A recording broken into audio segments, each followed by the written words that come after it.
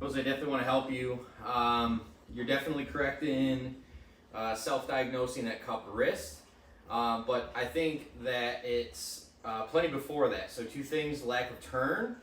Lack of turn doesn't allow you to keep your arms closer together, and once your arms separate, that's when you're going to get that funky wrist condition of being super extended, and then that downswing is just a byproduct of what you do in the backswing and trying to compensate on the way down. So I think a really good start for you, and you'll notice that from the down the line view, you tend to keep both of your knees bent and braced. So when you swing back, you turn them a little bit, but you tend to do this as you go to the top of your backswing, and that's preventing your pelvis from turning. When your pelvis can't turn, your shoulders can't turn.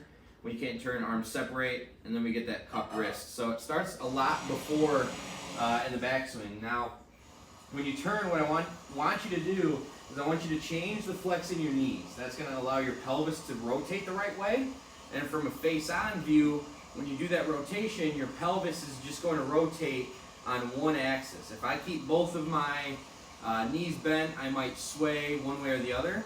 If you change the flex in your knees, you'll be able to rotate on one axis. So that's the first thing.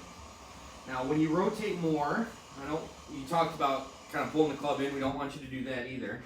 But when you rotate more, you should be able to keep your arms more straight, okay? Now you'll notice that when I keep my arm more straight, it's gonna be a little bit easier for me to flex that lead wrist or do a reverse motorcycle or bow the lead wrist, Dustin Johnson, whatever you want to use.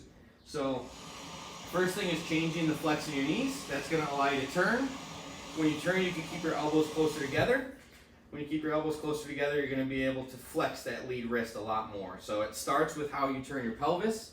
Should be able to keep your arms more straight, and then flex that lead wrist. That'll fix the backswing.